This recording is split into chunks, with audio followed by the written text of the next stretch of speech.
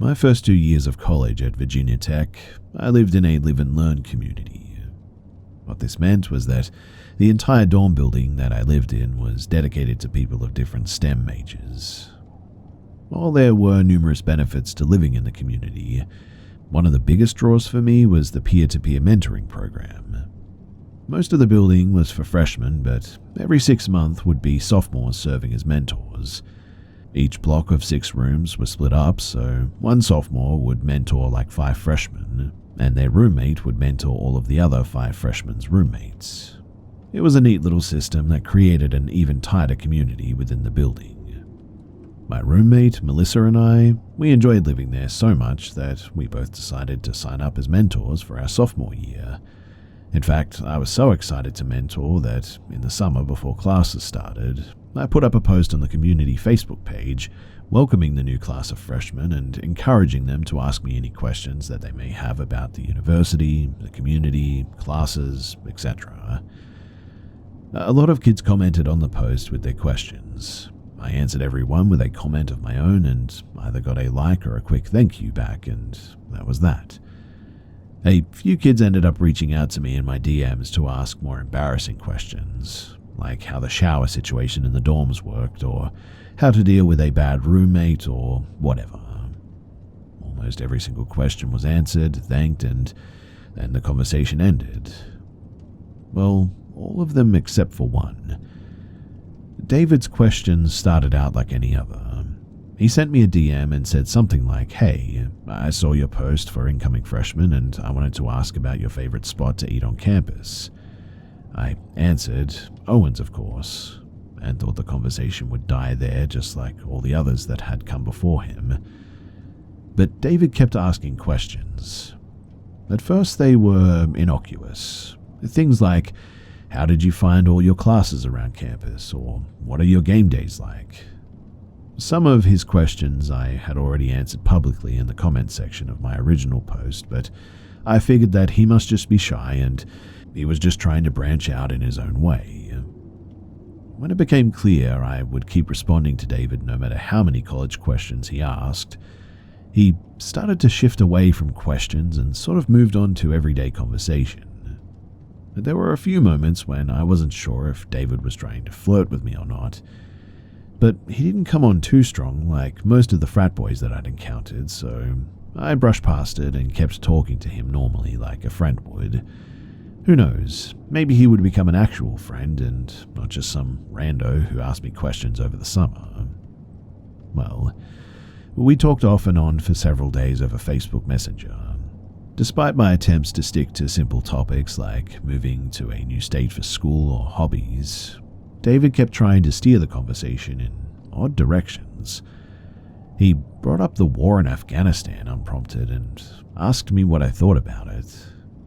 I learned my freshman year that going to a school in a deep red part of the state meant that politics was not a friendly topic for me with most people, so when he asked this, I tried to sort of pivot away as fast as possible by lying and saying that I don't really follow the news all that much. He kept pressing by telling me that he was really into the strategic part of wars and that the generals really messed up the execution of the war.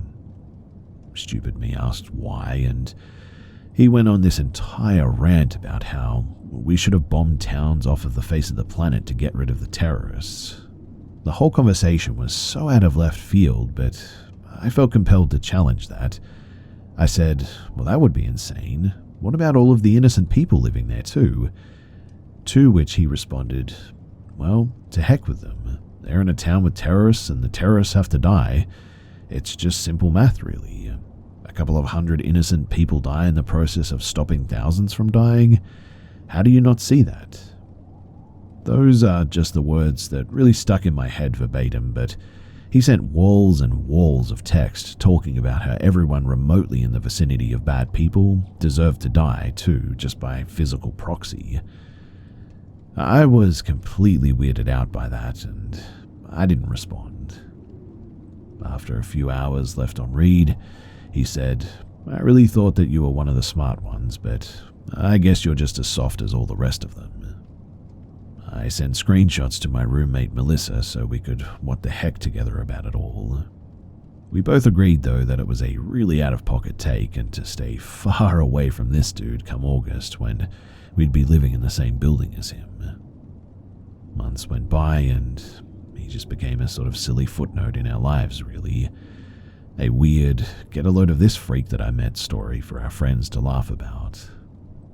That was until the spring semester of the sophomore year when one of the worst weeks of my life unfolded before me. One of Melissa's mentees came to our dorm room sobbing one day. She told us that one of her good friends, Nicole, had just been arrested and she didn't know what to do. Nicole was in the mentee's Facebook profile picture, so the cops were asking our mentee to come down to the station and be questioned. We asked what Nicole did to be arrested, figuring that it must have just been weed or underage drinking or something relatively chill like that. Instead, in between sobs, she answered, murder. She helped commit a murder. Obviously, this floored both Melissa and myself.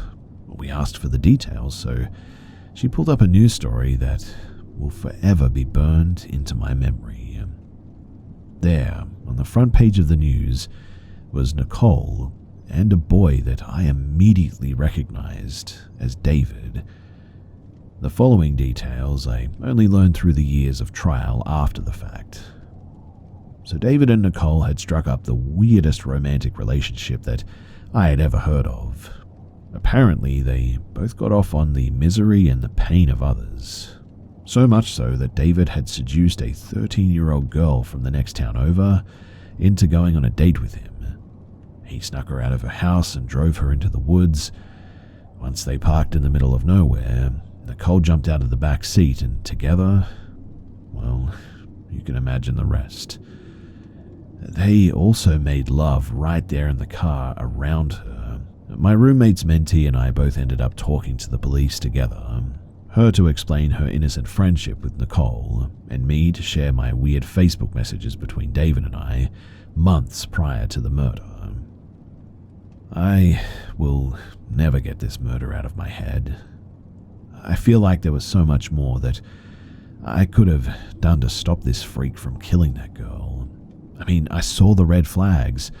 I saw firsthand how he was prone to insane takes about violence, and I decided to ghost and distance myself rather than do something about it. I showed my friends the messages, and we all just laughed about how insane he was. I wish just one of us would have stopped laughing long enough to have questioned it, just a little bit more at least. My takeaway to the people listening to this is to not brush things off like this. If you feel like something is off with someone, and I mean really off with someone, say something to someone in authority, please. I probably would have gone to my community leaders at least if I had done this. The actual faculty members who are paid to watch over us kids. If I had done that, then maybe, just maybe, that young girl would still be alive.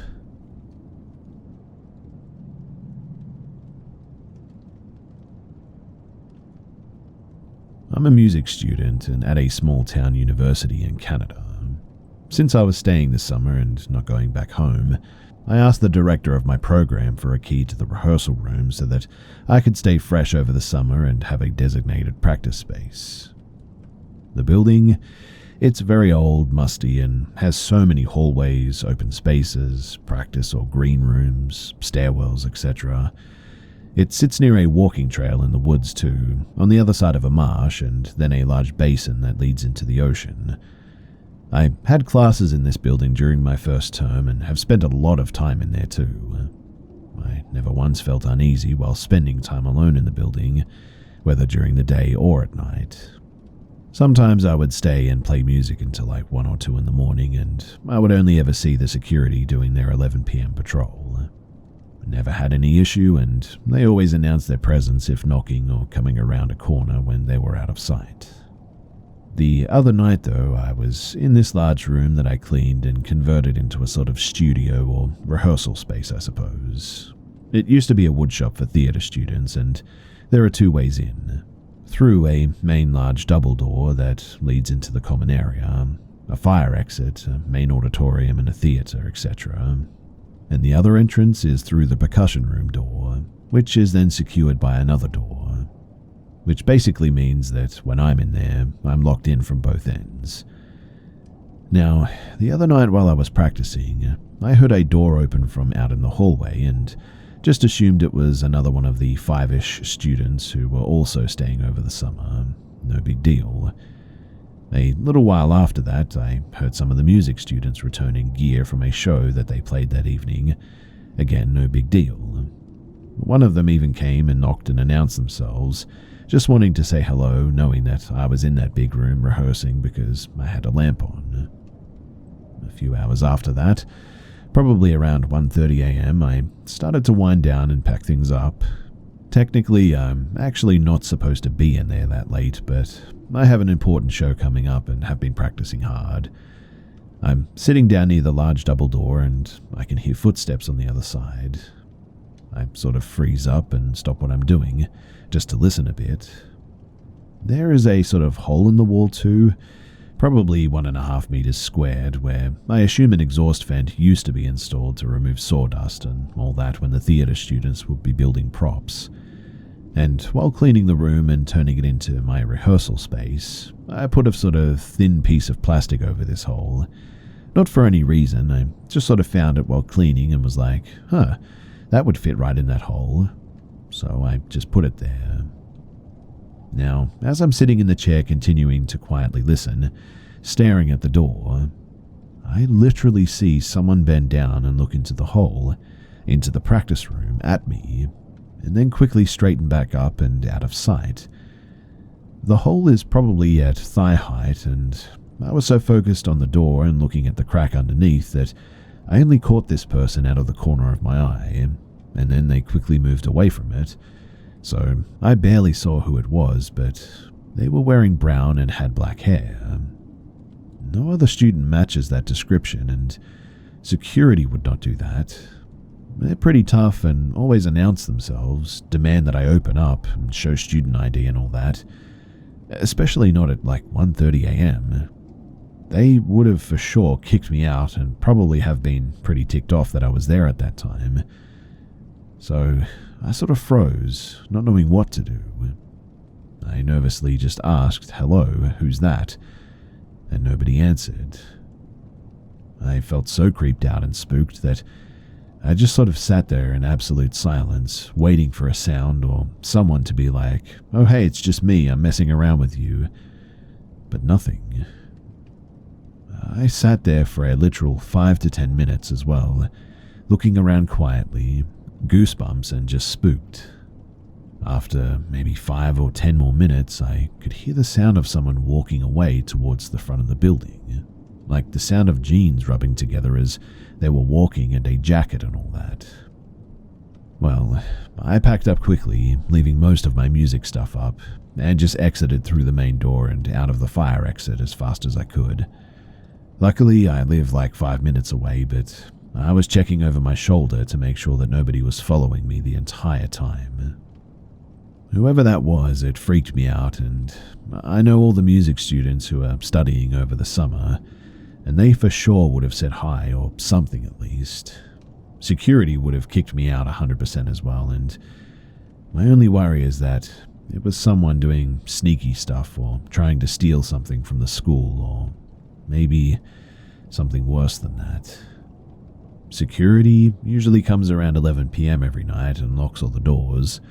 The main doors are open all day, and over the summer as well, anybody can just walk into the theatre and wander around for a bit. And I'm worried that someone was trying to sneak in there overnight and wandered in that night, found a secluded room in some long hallway and was trying to hide out or something. And then they must have heard music late at night and came down to explore. I don't know, but it spooked me a lot, and now I'm afraid to stay late and practice anymore. I should bring it up to security so that they're a little bit more thorough, but I'm not saying that all squatters are bad or dangerous or whatever, but it was just a very eerie and unexpected creepy encounter, especially given the fact that that person was standing there, just outside of that door, for at least 5 or 10 minutes, maybe just waiting for me to pop out.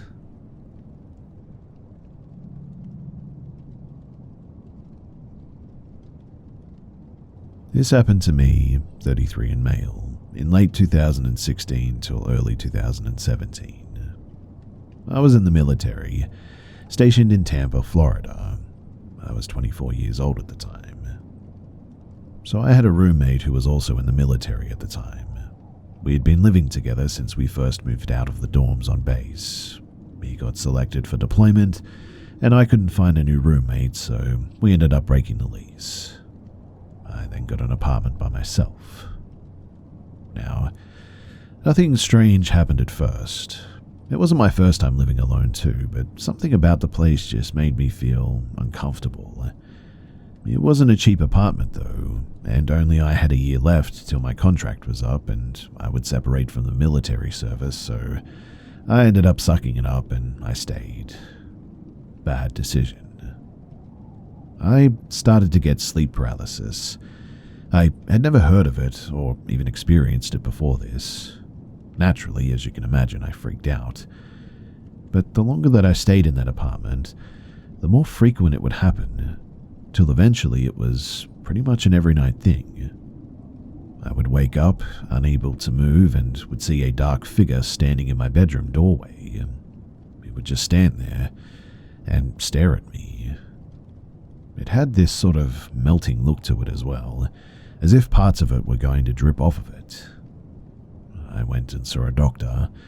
He told me about sleep paralysis, explained to me what it was and that it was probably just stress that was causing it. I believed him as everything that he said lined up with what I was dealing with. However, soon afterwards, things escalated. I started feeling like something was trying to drag me off of the bed at night when I'd awake.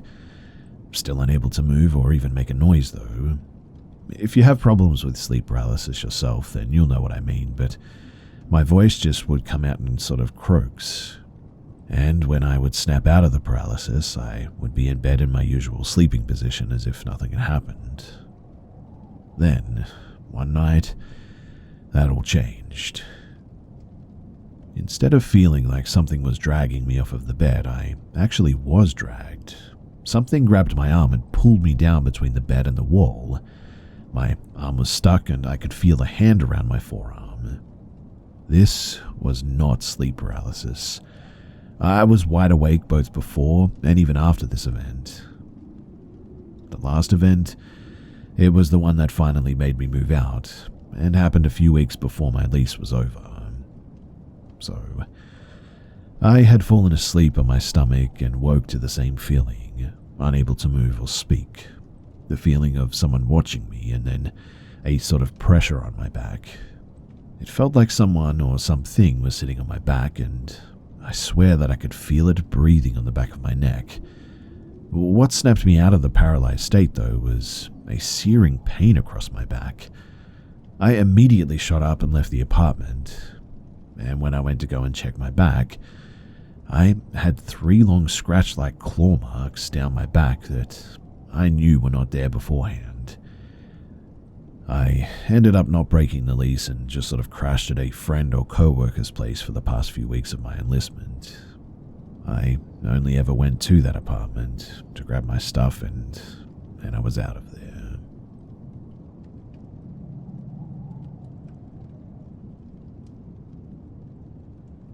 So let me start this off by saying that this is certainly not my proudest moment in life.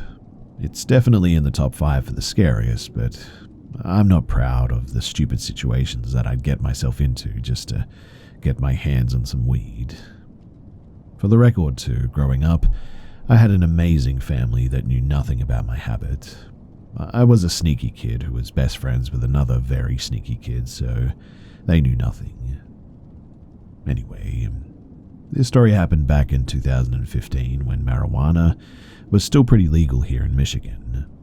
My friend, Katie, and I were both 15 and recently discovering the fun effects of weed, but also discovering how hard it is to find it in our little middle-of-nowhere small town. Here, everybody knows everybody, so you can't exactly be 15 and just go around asking for weed. Especially without the risk of what you're up to getting back to your parents, which to us at the time would have been the worst case scenario. We feared our parents more than the police, really, so them finding out about us smoking weed was really a no-go, which is how we found ourselves in the crossfire of a crazy drug deal.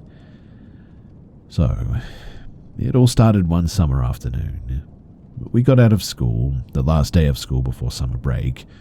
Katie and I decided the best way to spend it was getting our hands on some weed, smoking ourselves stupid basically, and spending the afternoon high as a kite in her treehouse. It was a very cool treehouse, by the way. I don't know exactly how Katie found this new dealer as well, but her usual hookup was out of stock or something. She said that it was through a friend of a friend or whatever, and I don't have any clue which friend it could have been. I was a very shy kid, so a lot of Katie's friends were not mine, but nonetheless, Katie always had the hookup for weed in the past, so I didn't doubt her when she said that she could score us some. Later that night, Katie's phone pings, and it's that friend of a friend letting us know the time and the location that the dealer can meet.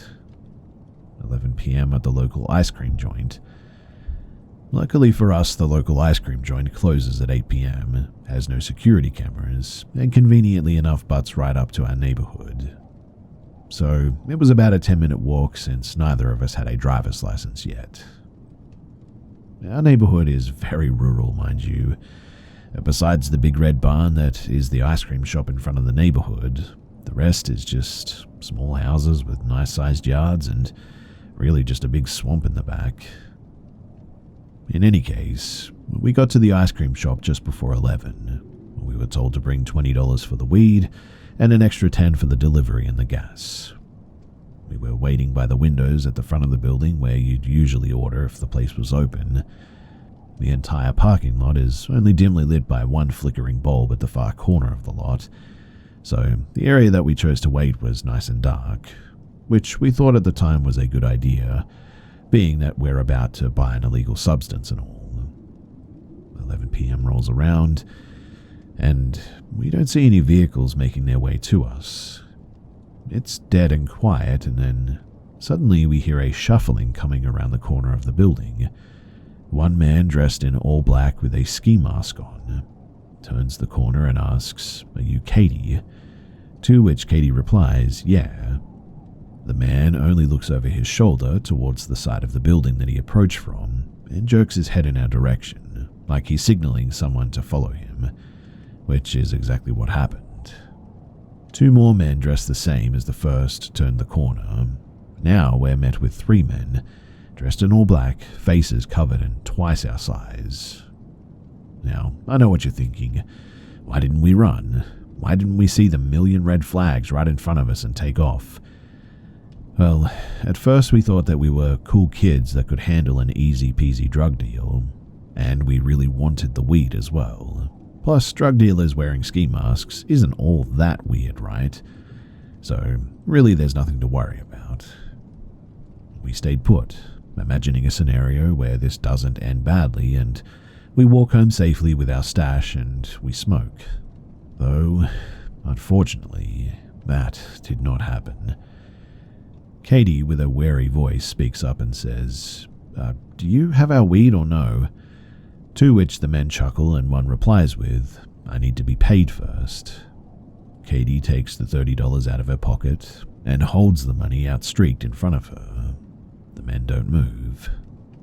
The man who spoke previously says, "Nah, we'll need something more than that." Katie looks at me confused and scared. I return the same look. The man speaks up again and says, "We'll be nice, we don't bite. Just hand me the money and let the boys take a good look at you." Katie and I don't budge. "Come on," the man drags out. "You girls are probably still virgins, right? How cool would it be if you get to tell your friends that you got you-know-what tonight? My boys will treat you right. I just want to watch, I promise." My head snapped back to Katie. It took just that one look of we're in deep trouble from her for me to understand that We were now in a serious pickle and she was about to run. And run she did. We both noped the heck out of there quickly. We ran and looped around the opposite side of the building away from the men. I turned to see two men right on our heels though, and I don't know where the third one has gone. We ran straight down the street into our neighborhood. Obviously running down the street was not doing us any favors, but we were too visible and we couldn't risk running home and the men knowing where we live. We needed to hide. Luckily, we were gaining a bit of distance from them. Though they were twice our size, we obviously had twice the stamina.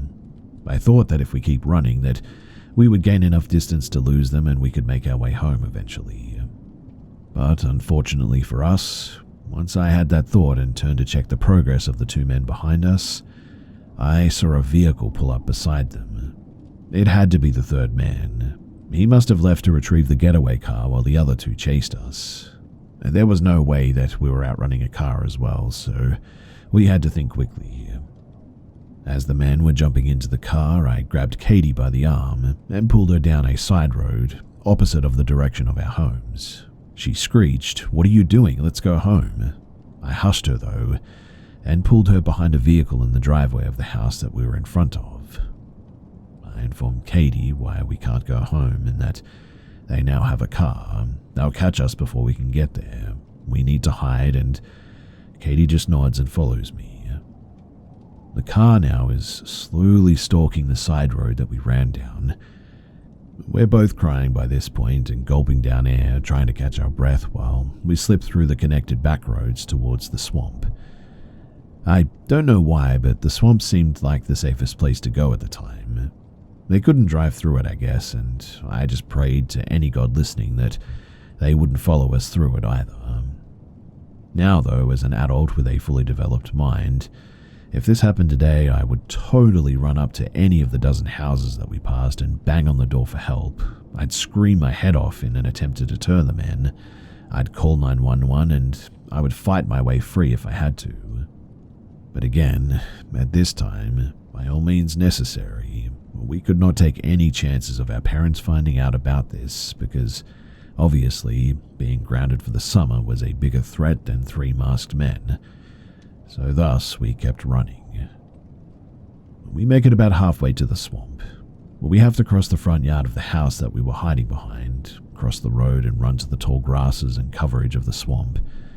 But of course, because whatever god was listening while I was praying wanted to punish me for being so stupid, so just as we were running across the road, the car whips around the road and full throttles right toward us. I sprint for the swamp, Katie right behind me, and the second that we hit the swamp, we sink almost to our knees. We run and drag ourselves deeper and deeper through the cattails and the reeds until the muck loosened up and we're swimming in about 5 feet of water now. I make it about almost halfway through the swamp by the time that the car comes to a sliding stop and the 3 men jump out. We crawl through the muck on the other side and we lay between the foliage, watching the men from a distance, once again praying that the men don't feel like going for a swim.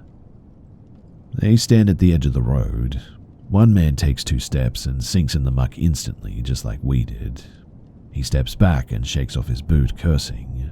He says, "Come on, don't make us come in there after you." And he was absolutely furious now. The other 2 men walk in the opposite directions along the swamp's edge, scanning for us. The third man calls out again. "I know you're in there. I saw you. Your footprints are right here. I still have your weed. Come out and I'll give it to you for free. I promise." Well, to heck with that guy and his promises. Katie and I, we don't move. We don't make a single sound, in fact. Both of us hold our breath and we wait. The swamp, it's cold and squishy and stinks awfully bad, but we don't budge. After what feels like maybe an hour, or more realistically like 5 minutes though, maybe 10, the 2 men, they come back to the third and one of them mentions the fabulous idea of leaving because they cannot find us. There was no way in heck that they were going to get into that swamp, and the likelihood of them getting caught, it's pretty great considering that they're in a neighborhood, so No matter how rural, there is always still the potential of neighbors being awake and watching.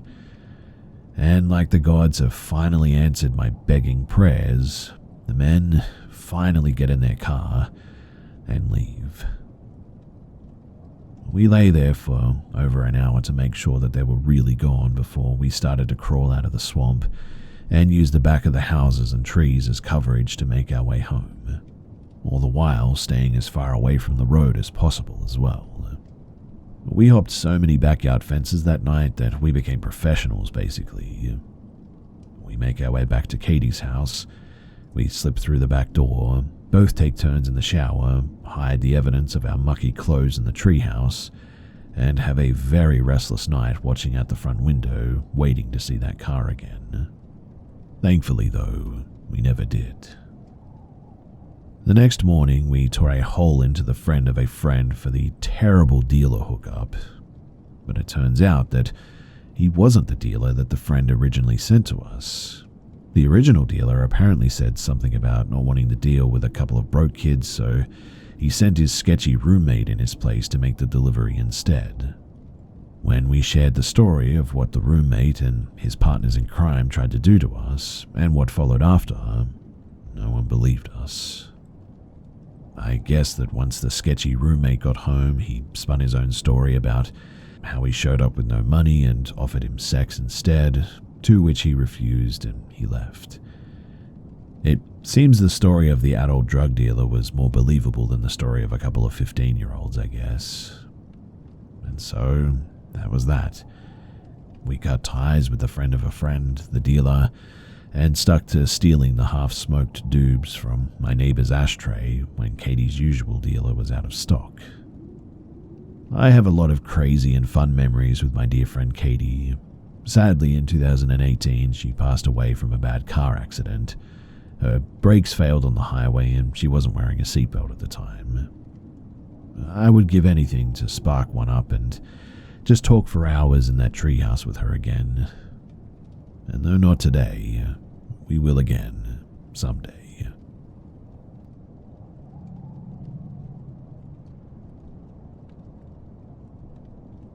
So my girlfriend and I encountered something very strange this weekend. We trail run and it's sort of become our thing, really. Yesterday too, we found a trailhead that was up towards the mountains, about 2 hours away from Seattle, pretty remote. So we left early and got to the trailhead at about 8 a.m. The trail was particularly difficult too, steep enough that we found ourselves walking pretty often. In retrospect, we probably should have been surprised by what we saw next. So midway through our run, in a steep descent part, we pass a lone hiker and think absolutely nothing about the encounter. Alone, maybe 65 to 70 and wearing all white. The clothes were modern, looked perfectly placed for today. Hiking pants, vest, hat. He had one hiking pole and a backpack as well, all white. Again, modern clothes and didn't really stand out as strange or anything. We say hello, but he says nothing back. We were running, so there was really nothing rude, and we simply ran past her. We continue, and it gets harder, but we progress nearly 3 miles uphill. We get to a point where the trail becomes sort of an overgrown forest road in a small clearing. At this point, the road begins to get very, very overgrown quickly. So we crest a small ridge and suddenly we see a hiker. It's been 30 minutes since we saw the older lady in white, yet he was a hiker with the same outfit. There were no forks in our trail, and yet we could have sworn that this was the same person. But that would be impossible, right? The gravity of this didn't hit us yet. So, strangely, we ran past her again. We ran a couple of feet in front, at least, because at that point the road was entirely bushes and not passable. So we turn around. We walk past her a last time, and she says something along the lines of seems like the trail ends here. It didn't feel eerie yet. In retrospect, though, it was eerie, and We ran back and everything seemed normal until we reflected on why this lady was there in the first place. How would she have even gotten there before us? How could she have even made it up there at all? We just ran 5 miles uphill, steep terrain, and so did this 70-year-old lady? It's been a one-way path and there have been no other turns. The trail that we were on at that point was completely overgrown, enough that we had to turn around, so why was she there? How did she get there? And if she was the same lady, then how on earth did that happen? When we ran back down the same trail, we never ran into that first hiker again after that, which was also strange. I mean, on a one-way hike like that, we expected to see her again, but we just didn't.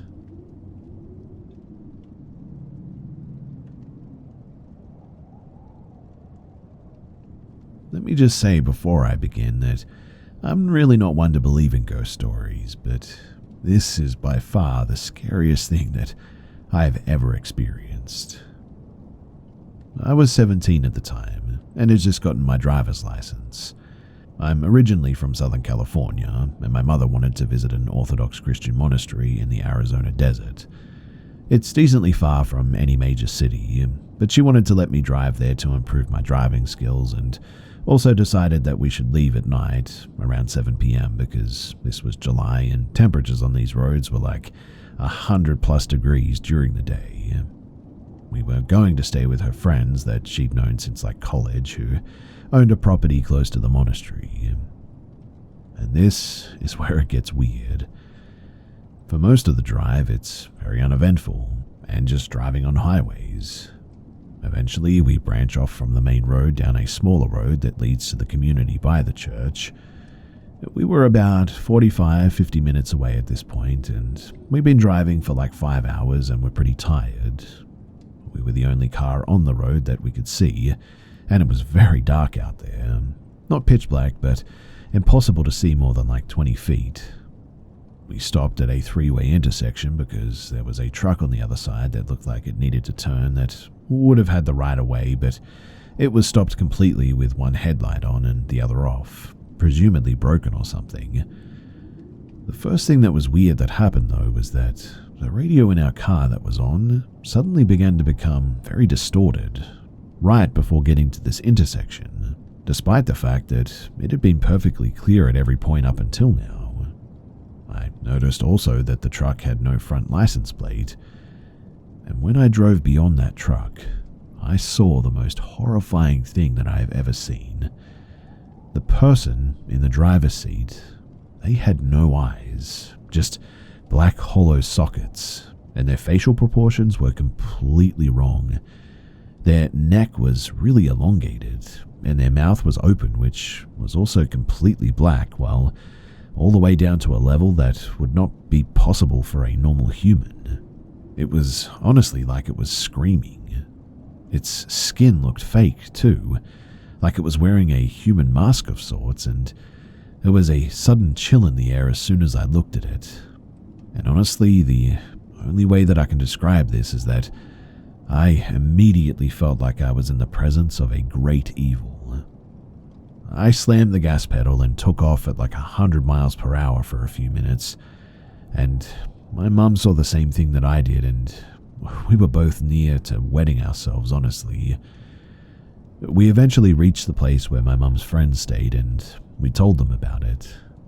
And they said that strange things happen in the desert at night, and that it's better to not pay too much attention. I have never had any experience close to this before or since then, and whenever I think about it, I still get chills all over my body.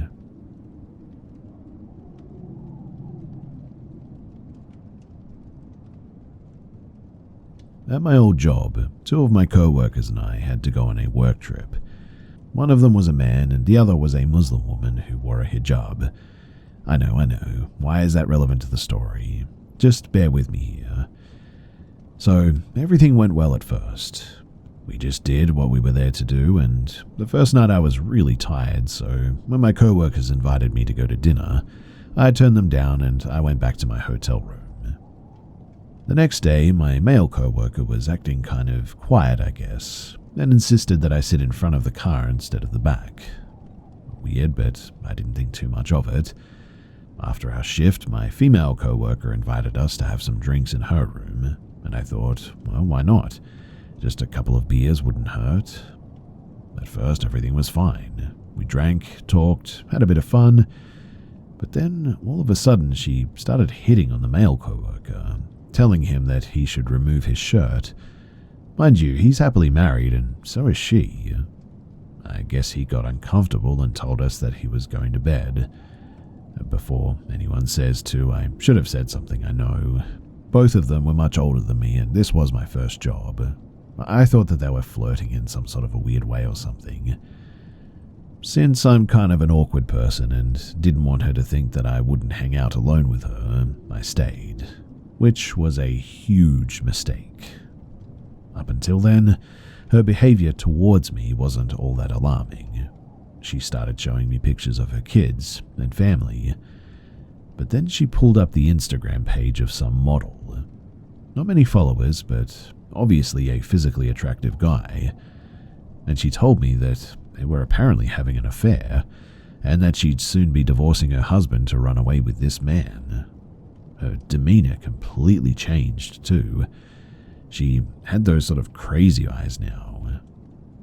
Now, without sounding too mean, let's just say that she wasn't exactly physically attractive, so I thought, what the heck? But I didn't say anything. Just kind of nodded along because, who am I to judge anyone, right? Anyways, I figured that she was just trying to impress me or something, so no major alarm bells yet. But then she started showing me paparazzi-style pictures of him, pics that she'd clearly taken without his knowledge, pictures of where he worked, his friends, his family, and even more stalker sort of like stuff. And suddenly I felt sick to my stomach. You know that feeling when something is just wrong? Like, you know that you're in danger and you need to get out? She had this weird look in her eyes, and then out of nowhere, she took off her hijab and she only had a few strands of hair, lots of bald spots, like something out of a horror movie almost. I know that that might seem a bit like harsh or whatever, but honestly, it was frightening. And she also had that crazy look in her eyes, and it was just too much. I wish that I was making this up too, but my stomach dropped and every part of me was screaming suddenly to run. So I told her that I was getting kind of tired and I should probably get up and get some sleep, and I stood up to leave. She just said, okay, in this sort of weird flat tone. The next day, she acted completely normal. I later talked to a male coworker and asked him why he had seemed so tense after being alone with her, and he just said that she made a move on him apparently, and it was a bit weird. Honestly though, she seemed like some sort of a weird stalker, and let's just say that I won't be ignoring my gut feeling ever again after this.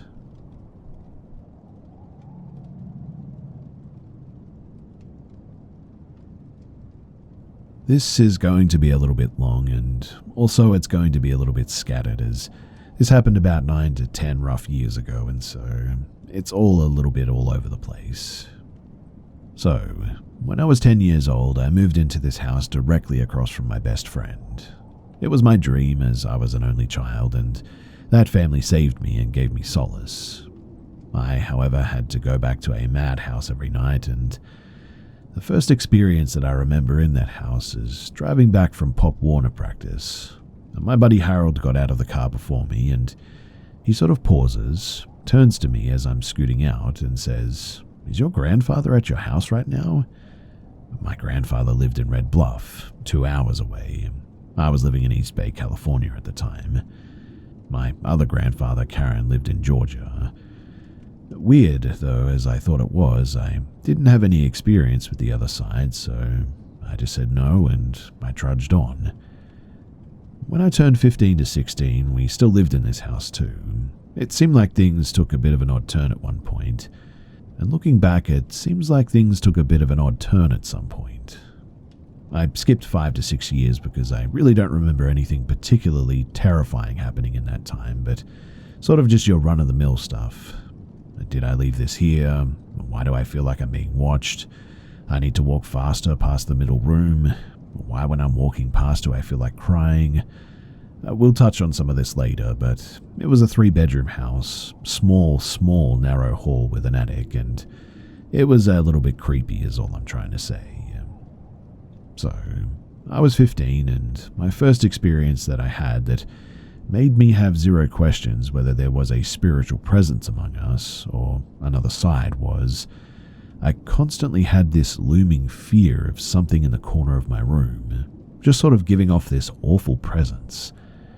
I had a white chihuahua at the time, Sika, a real one, and at one point I woke up locked in sleep paralysis, and in the corner was a woman, old, not haggard, not expressive, and just sort of there.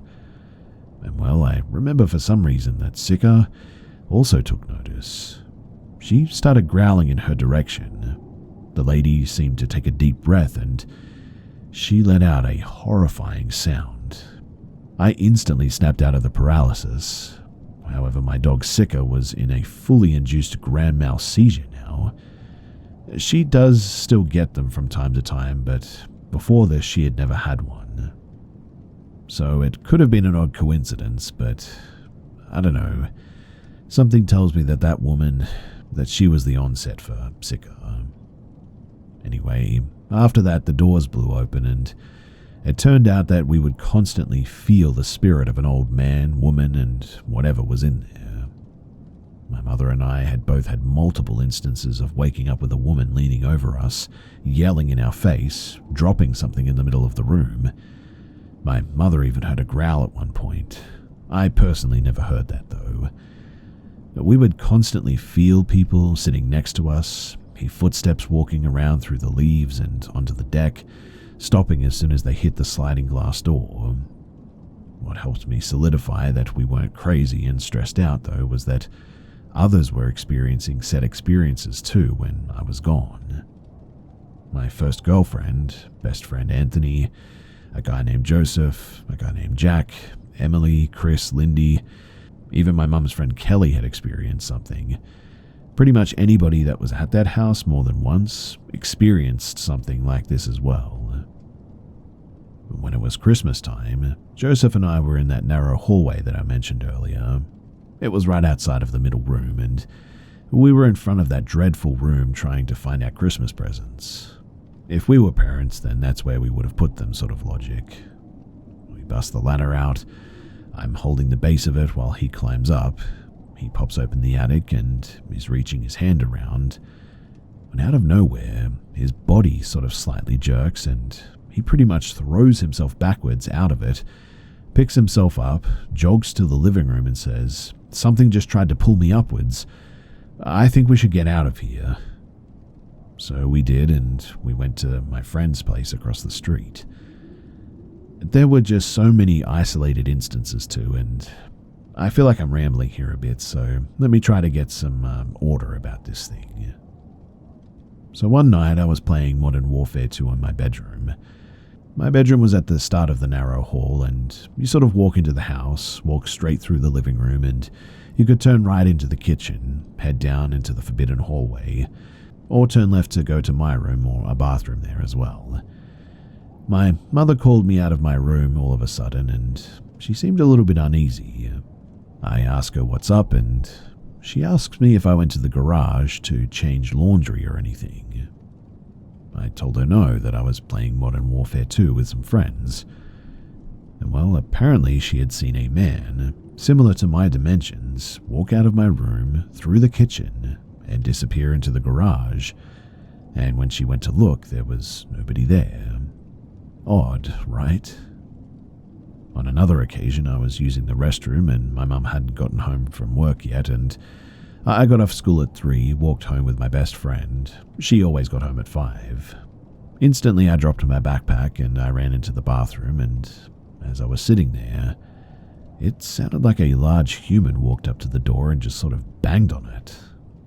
It repeated over a few times and then it just stopped. I was petrified and I just could not leave the bathroom until my mum got home, which was like 2 hours or something. On another occasion, I was smoking. This is the only story that I was actually high for, but I had snuck out to my car, hotboxed it, and then planned on going back to watch the Boondocks. Well, when I cracked the door back open, I saw what I thought was my mum staring at me around the corner. 5 minutes go by, I check again, and she's still there, motionless. So I text her, "Are you up?" and there's no response, and I open the door, but she's no longer there. As I'm walking in, a major 7th key was chorded on our piano. I sprinted to the room so fast that I don't think the sound had bellowed out yet before the time that I even got there.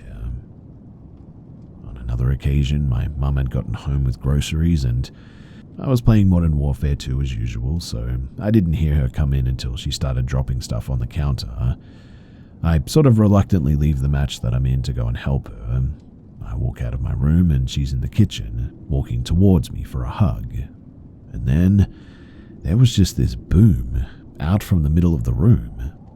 And all of a sudden, a older looking woman walks out of the room and beelines it straight towards me. I froze and became white. I'm mixed and my mum said that I looked albino, but I told her what I just saw and she wanted to question me and I snapped and said, I know what I saw. Please don't think that I'm telling anything besides the truth. She believed me because I said the F word out of context to her, and I personally think that it was one of the spirits that walked around the house often. I only saw her for a brief moment and I blinked and she was gone. My friend Emily had come over a while when I was sick at one point. We were in the living room and I had the Wolf of Wall Street on.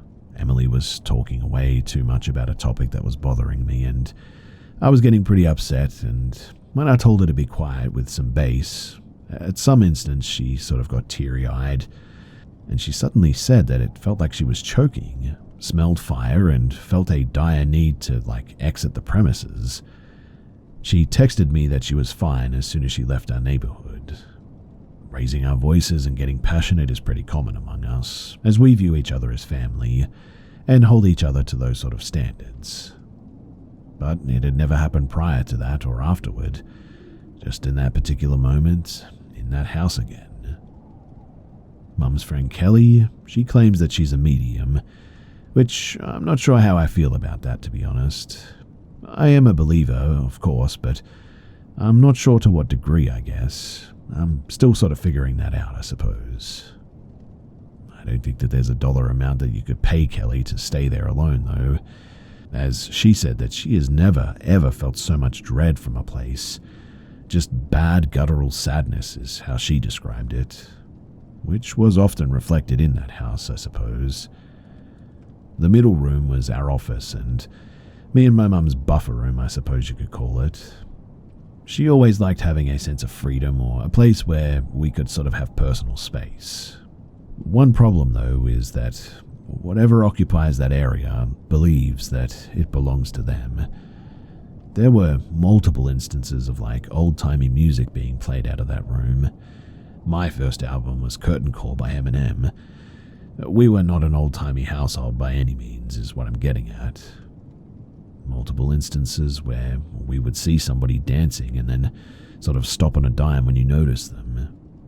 An office chair would roll around when we were watching TV, lights on, off, the door opening and closing, shoulders being touched, or the man's and the woman's face popping into yours when trying to write an essay all of a sudden. Thoughts that felt like they were being forced on you sometimes, and as soon as you left, the feeling would peel back. There were also kiss marks on the mirror, constantly. My mum and I both kissed the mirror, not matching prints by any means. I believe that she has a picture of this one too, but I'll ask and follow up accordingly, and it could have been my girlfriend at the time, I admit, but she also found kiss marks on her vanity as well. I'd like to believe that my ex had no reason to go into that room alone, so honestly, who really knows, but I thought that it's worth mentioning. Jack and I, another friend, we were on Omegle at one point in time. We had gotten tired of constant spiritual warfare in the middle room, so we moved the computer to the living room. We lost the battle right there, and we were being just stupid teenagers, I guess, when all of a sudden a plate in the kitchen shattered in the middle of the kitchen, as if somebody picked it up, walked over, and just sort of let it fall. We had previously cooked, so we tried to chalk it up to just the water tension holding it or gravity doing its thing. The only unsettling thing, though, was that it was way too far away for it to be slowly letting gravity work on it and fall. My mother, she fostered dogs at one point too, and there was not a single dog, not one of them, where I didn't have to stand up for them at some point. I watched at one point every single dog be scared of a presence that wasn't there, and had to sort of backpedal into their cage and would stay there, despite recall commands, food offerings, I mean, you name it. There was a particular dog, though, named Billiam. Billiam was a beautiful, pure-breed American bulldog. I would give Bill an honest 115 as well. We took him in because he tore his ACL. Previous owners didn't have the money or time to rehab properly. Billiam has now passed away, but spent the majority of his life with a Google exec. We got plenty of videos, and he was loved. And well, that dog Bill, I would constantly find him backed into a corner or backed into his cage. Mind you, this is the same dog who tore my mum's friend's knees apart just from leaning too hard into her. I mean, he was an absolute brute, which begs the question, what could have had him in that sort of terrified state like that? I've never seen such a masculine dog cower like that. I would sometimes watch the lights go on in sequence, from sort of like the side yard light turning on, the porch light, the living room light, the backyard light, in a sort of strobe-like pattern from time to time as well. My mother and I, our relationship eventually fell apart, and I guess you could blame it on me being a fatherless teenager, but my mum was my best friend. But moving into that house, it really changed our dynamic greatly. We were in constant battles with one another over stuff that, honestly, we talked about other times in normal conversations with love and acceptance. Constantly thought that we were conspiring against one another, and just generally had a horrible tone of rage towards one another. But we moved, and what do you know, it stopped completely.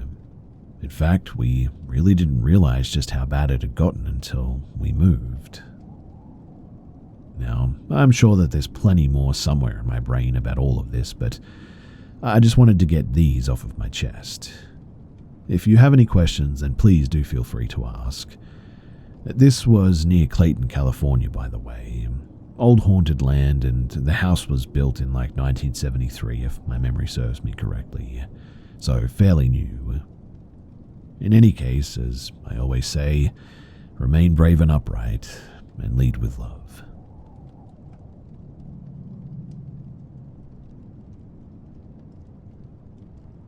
This happened to me around a year ago, and quite honestly, it still haunts me. At the time, I, female and 25, was visiting some friends. It was the middle of the week, but I was on vacation, so I stayed out late. Around 1 or 1:30 a.m., I got into my car to head home, about a 30-minute drive. I live in a small German town on a main street, but it's certainly not very big. At night, during the week, there's barely any traffic. Maybe 1 or 2 cars every now and then, but really that's it. A bit of context that might help too is that, coming from the direction that I drove, you can see down the road for quite a while. Maybe 600 to 700 meters, something around 2,000 feet. I rent a parking spot in an underground garage, shared with 10 other tenants. The garage entrance is tucked away beside the building and somewhat hidden by the surrounding houses. It isn't really visible unless you're, standing right in front of it, in other words. Anyway, I was driving home. It was a typical spring night. Everything was normal. I pulled into the driveway, stopped for a moment to open the garage door with my remote. Then I backed into my parking spot, which faces the entrance. I left the engine running as I rummaged into the center console for a bit. I can't even remember what it was for, but suddenly when I looked up, there was a stranger standing there. A man, maybe 45 years old, about 3 meters or 10 foot in front of me, inside the garage, just staring at me. As you can imagine, I was instantly terrified. Reflexively too, I hit the lock button on my car. He shouted that I should give him my phone, saying that his car had broken down and he needed to make a call. But I hadn't seen any broken down cars or flashing hazard lights anywhere on the road. No car pulled over, nothing. I was so frozen in shock that I just sort of stared at him. He seemed to notice how confused I was. He added that the breakdown happened the next town over, which, by the way, is about an hour's walk away. Again, he told me to give him my phone, becoming louder and more aggressive now. That's when I realized what he was not wearing. Just knee-length checkered shorts and no shirt. It certainly wasn't freezing outside, but it definitely wasn't warm enough to be standing around half naked like that. I yelled through the closed window that I couldn't help him and asked him to leave. He, still angry, said, "You don't need to be afraid of me. Just come and give me your phone." I told him that I was sorry, but no, and that he needed to leave now. He stared for a moment longer, then angrily walked out of the garage. I stayed in my car until the garage door was fully closed, and only then did I turn off the engine. I wanted to call a friend, but there was no reception in that garage, so I grabbed my keys, every bit of courage that I had, and sprinted to the door leading into the apartment hallway. It's a heavy door that jams sometimes, but thankfully not that night. There's also a back entrance from outside to the garage, and I had no idea if that door was locked or if the man even knew about it. Once inside, I ran to my ground floor apartment. The windows are somewhat shielded by a hedge leading to my entrance, but technically it's still reachable from the street. And once inside, I locked everything, shut all the blinds, and just sat there for several minutes before calling a friend. I debated calling the police, but in the end, I didn't, thinking that they may have had more urgent matters to deal with, since actually the man hadn't done anything to me. Looking back, I realized that that was a mistake, but honestly, I was just completely rattled. And look, I'm usually someone who's happy to help people, but he easily could have asked me to call someone from outside, or knock on a door somewhere, or anything other than following a young woman into a garage at night, half naked like that. That's just really a huge nope. I never did see him again, thankfully, but ever since that night, I just hate parking there. I never get out of my car until the garage door is fully closed, and even then I'm always on edge. I'm just really grateful that I kept the car running and I actually locked the doors. I'm grateful my parking spot is right across from the entrance, so I had a clear view. I'm grateful that the door didn't stick that night. And honestly, I'm just grateful that I hadn't got out of the car earlier as well. I really don't want to imagine what could have happened if I had.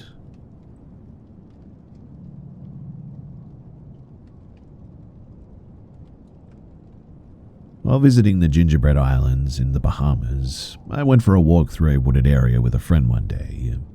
The path was a narrow, winding road lined with sparse dead trees and dry brush. The setting was quiet, secluded, and unmistakable. The sun had begun to set, casting the landscape into a fading golden light, enough to clearly distinguish detail with 20 to 30 feet. Maybe about 30 seconds before the visual encounter, I experienced an overwhelming shift in perception. Just deep primal dread and flight is the only way that I can describe it. My heart dropped into my stomach and I was overwhelmed by a warning. It was not a reaction to any visible stimulus, Even in bodily warning, subconscious but unmistakable, the strongest flight response that I had ever felt, even compared to close-range encounters with sharks while freediving. As I was rounding a bend in the trail, we came across a small clearing where, no more than 30 feet ahead, crouched an unidentified creature. I had never seen before, and haven't seen since, anything like this. No taller than 4 feet when crouched, completely hairless, uniformly smooth, pale white skin, tight over its skeletal frame with no visible muscle definition. The body, extremely thin and emaciated, vertebrae visibly protruding down the back, long limbs with loose folded skin at the elbows and wrists, only bone beneath skin. The hands, 4 elongated fingers, each tipped with sharp black nails. The face, no visible lips, 2 small slits above the mouth resembling nostrils, eyes entirely black, numerous small tiny teeth smeared with blood. The eyes, entirely black, void-like without pupils or whites. It turned abruptly, but it locked eyes once. It turned and fled on all fours, disappearing into the forest. The movement resembled that of a human attempting to run on all fours. Unnatural, jarring, but coordinated still. Upon seeing it, we sprinted back to the marina. I recounted the encounter to others who dismissed it as a dream or just an overactive imagination. I was never overwhelmed by nightmares, and I have not seen it again. I am knowledgeable about the local nature and wildlife too, and I was very overwhelmed with what I saw that day. I have never come across a creature that matched the description or knowledge of what I had seen. The creature did not appear overtly hostile, I suppose. I felt a sense of dread and a subconscious drive to flee, but once I locked eyes with it, I sensed curiosity rather than aggression, I guess. It even appeared to almost smile before it ran away. I didn't feel haunted afterward, but I did feel watched, I guess. Not in my home, but in a sort of abstract way, almost as if something had taken notice of me. I had no nightmares, but often woke up tired and paranoid, and I never again experienced the insanity of fear that I felt in those 30 seconds before it revealed itself. So, has anyone here experienced anything like this before?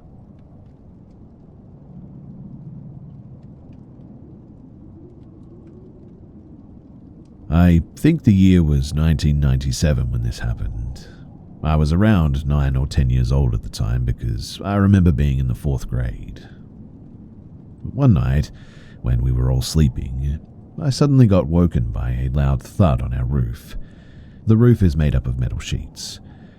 Also, I should probably mention too that the neighbors, they're not really present at this time. Pretty much we're always alone in that area, and it's mostly trees surrounding our home too. My first thought was that it must have been one of our chickens. Usually our chickens fly on our roof if something startled them at night, but then as soon as I heard the next thud, I knew that it was something big, like at least human-sized. Also, I know the distinct sound of the chicken claws when they walk on the roof like that. You can clearly hear that it's a chicken, but by this time I was already a bit terrified. I was thinking at that time that maybe someone was trying to rob us. My first thought was to wake up everyone too. So I looked down my bunk bed and was planning on going down when I saw my babysitter already standing beside my brother's bed, which was under me, and I whispered, "Did you hear that as well?" And she replied, "Yes, be quiet." And then I slowly went down and stood beside her. Our babysitter was a small lady, almost same height as me in fact when I was 10. Thin, so the thought of someone robbing us with just this small lady, an elderly woman, and my 2 little brothers was pretty scary, to be honest. We were listening closely to the footsteps in the room, and it sounds like it was circling around in the area where our room was. You cannot see anything outside as well because it's like pitch black at this point. By this time, I was behind her when she decided to lean in front of the window to hear what it was. But suddenly, the footsteps, they stop. And then, there was this stench. It was a rotting smell. Me and the babysitter look at each other and covered our noses, when suddenly, out of nowhere, something crashes into the window and made a huge bang. Thankfully, our windows have that sort of metal screen for mosquitoes, so nothing broke and nothing got in, but we both screamed and the babysitter started to pray at this point, and my brothers woke up at this stage too. I was hiding in my sheets and crying, and the babysitter told us to sleep and that everything was going to be okay. But I could tell that she was visibly scared as well, as she was crying too and praying. I was not able to sleep after this, and it was followed up by a terrible sleep paralysis after maybe about 3 or 4 hours of just sitting there. I think it took place when I finally got too tired and I must have fallen back to sleep. I'm 37 now, and I have 2 kids of my own, and this experience, it still haunts me to this day a bit. I always bring it up whenever me and my brother get together, and they remember it too, but it seems like it didn't have as much of an impact on them as it did to me.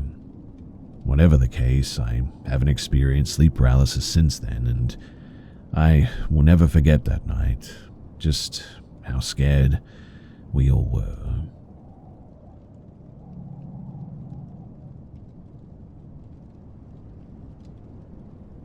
Last summer, I relocated from Seattle, Washington to Washington, D.C. metro region.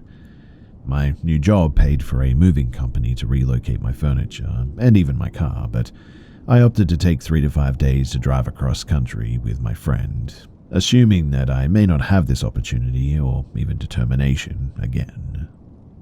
My friend and I are both young women, around 30 years of age, and had already done some research into where we'd like to stop and how long we anticipated being on the road for daily, roughly 12 hours, including detours.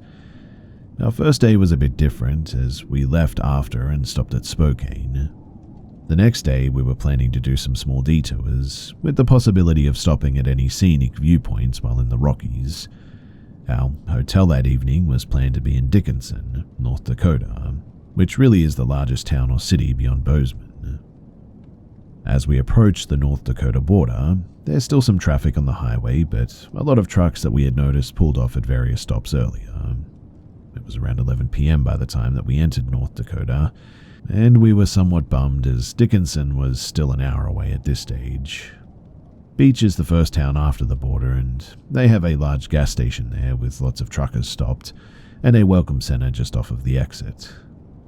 So we stop at the gas station for gas, and obviously, as 2 young women at night in an unfamiliar town are slightly uncomfortable, I pump the gas while my friend goes to use the restroom inside. We both had noticed that there only appeared to be men around, at least visibly.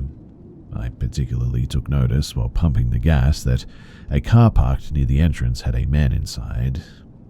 I could see the amber of a cigarette going in and out, as well as the reflection of a light on the pair of glasses that I felt were staring right at me.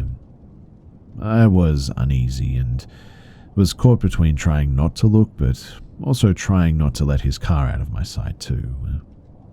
Once my friend returns, we quickly get out and back onto the highway, and as the driver, I exceed the speed limit as much as I feel comfortable with, close to 90 miles per hour. For anyone familiar, there is almost nothing between Beach and Dickinson, and the night gets incredibly dark out there. It had to have been 10 to 20 minutes into driving that my friend tells me that there are headlights behind us that have been steadily keeping the same distance. Perhaps for my own mental capacity, I just tell her that it's a highway and that we're going as fast as we can and that it's normal. Minutes later, she complains that it is still there at roughly the same distance. As rattled as I was, I assumed my friend was paranoid until we got off of the exit at Dickinson. You see, I was at a light waiting to take a left when what I assume was the car pulls up behind us, very close too. I see the glow of a cigarette being smoked, and the man in glasses. He's maybe around 40, white, shaggy hair and light facial hair. My friend turned around and I told her not to. I was worried that he'd get out of his car. I mean, it was just us at that light stop and there was little traffic, and so I was tempted to run it when it finally turned green. He's still following me as I turned into our hotel, and though I'd normally park in a spot, I pull into the loading area, and my friend and I get out and lock the car. There is no one at the front desk, and this hotel won't open the second set of sliding doors after 11 p.m., which means that we're stuck in the entrance corridor buzzing the bell when this car parks and he gets out. The man walks towards the door and is quite short. I think he could have been taller than my friend or I, but not by much, and says something like, "You ladies staying here?" When finally the desk attendant opens the door. Suddenly, the man turns away, and once we enter, neither of us see him again. We tell the desk clerk that we think someone was following us, and he tells us that the doors will remain locked. He was nice enough to get another employee to come and help us unload our car and help us park it as well. When we woke up, I was convinced that the car would be tampered with in some way, but thankfully it was fine. I have no idea what that guy wanted, but it was pretty chilling, and I don't get why he drove an hour away just to ask some sort of nonsensical question like that. Ever since then, any time that I travel, I always limit driving at night and ensure that I fill up my gas during the daytime, because you just never know who you might run into.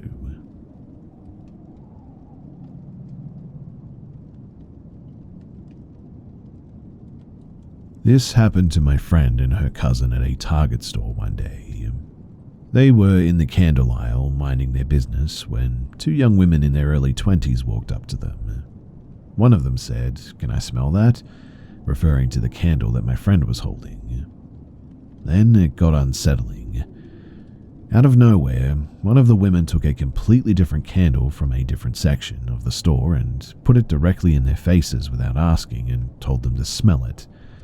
It was not from the same aisle, and it looked like she had brought it from another part of the store or something, just to use as a weird excuse to start a conversation, it seemed. My friend immediately felt like something was off. They started asking questions. What's your names? Where do you live? What do you do for work? When my friend gave vague answers, they pushed for specifics like what neighborhood, what exact job. It felt invasive quickly. Then they brought up how they were into fitness and looking for friends with an active lifestyle. They mentioned several hiking trails and tried to make plans with them. My friend and her cousin politely said no, but the women kept pushing the idea. They just wouldn't let it go. As my friend tried to move on, the women suddenly asked about their jewelry. Then again, they circled back to the hiking idea for a third time. It felt like they were trying to keep them talking as long as possible almost. Then came the phone number ask. My friend declined and asked if they had a social media. They said no and then pushed for her number again. They asked up to 4 separate times, ignoring the no each time. Eventually, my friend just walked off, but she noticed the two women didn't leave. They stood in the exact same spot for about 5 minutes, not shopping and just watching them. 10 minutes later, as my friend and her cousin were leaving the store, they saw those same women outside, now talking to a young couple. They noticed the girl putting her number into the woman's phone. And quite honestly, it was like they were just waiting for their next targets. This whole interaction felt fake and calculated. The candle being from a different part of the store made it feel planned. The personal questions, the pushy behavior, the constant attempts to stay in contact, all of it felt like a setup. Maybe trafficking, possibly a scam. Either way, it did not feel safe. Stay alert out there, guys, and always trust your gut when something feels off. By the way, yes, police, Target, and the shopping center security, they have already been made aware of this encounter, and they'll be keeping an eye out and following up.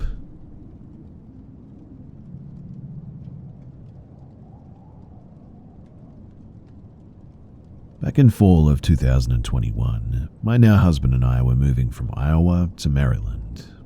We were driving late into the evening to get to our halfway point in Ohio before stopping for the night. The countryside from Iowa to Ohio is pretty barren. I believe that we were in Indiana at the time too. The fields just for miles and miles. But we were driving late, and sometime after dark we go through a thick patch of fog, and suddenly there's this horrible blood splatter on the road where it looks like someone hit an animal on the highway or something. And I mean, not a small amount of blood, a lot. It must have been a big deer, and it looked fresh, but there was no carcass on the road or at the side of the road, and no viscera, just blood. This is not the main part of the story, but it made us feel weird at the time, and I thought that I should mention it. So, a while later we were needed to stop at the gas station and use the bathrooms. So we drove until we found a gas station, literally in the middle of nowhere. I think it was called something like Woody's or something like that. And there was a diner attached to the gas station too. We pull into the parking lot, and it's pretty dark and pretty much empty as well. Only one truck in the parking lot. We get some gas and then park and walk up together to the station to use the bathrooms. The entryway of the gas station is filled with gambling machines, and every one of them is being used by someone, even a couple of preteen kids, which I thought was strange. There's also a few guys chatting to the cashier, and when we walk in, the weird vibe from earlier on the road, it suddenly feels like it's getting weirder. Everyone stares at us as we walk in. Neither of us feel comfortable as we walk towards the bathrooms. At the end of the hallway that has the bathrooms, there's a glass door there that looks into a sort of most unexpected thing. It's a dead end behind the door with a very dusty curtain, in front of which has been posed a scene with mannequins that look absolutely ancient. The mannequins are displayed as a 50s family, eating in a diner table being served by a waiter, a mum, a dad, and two kids, and a waiter bent over with a tray and a wide grin. I don't know entirely why, but this makes us feel incredibly unsettled. We stared for a second, noticing the dust and the flies on the table. The mannequins, they are ancient and peeling, looking like they might be really from the 50s or something. Clearly, this is blocking the connecting door to the diner, and I cannot describe just how off the vibes felt. We look at each other and use the bathrooms as fast as humanly possible, and when we come out and go back into the main gas station area, it is now completely empty. Everyone who is using the machines are gone. The guys and the cashier are gone. And I mean, we weren't in those bathrooms more than a couple of minutes. Well, we speed walk out and we get back into our car because something was really off about that place and just the night in general too. I mean, what cars did all those people come in, and where the heck did they go? What the heck was with those disgusting mannequins? Why did we feel so strange when nothing was obviously a threat? We drove the rest of the way to Ohio feeling like we had almost gotten into something that we shouldn't have. I suppose none of these events in particular are what people might say are scary, but they certainly stuck in our minds, and remembering that place always gives me the heebie-jeebies.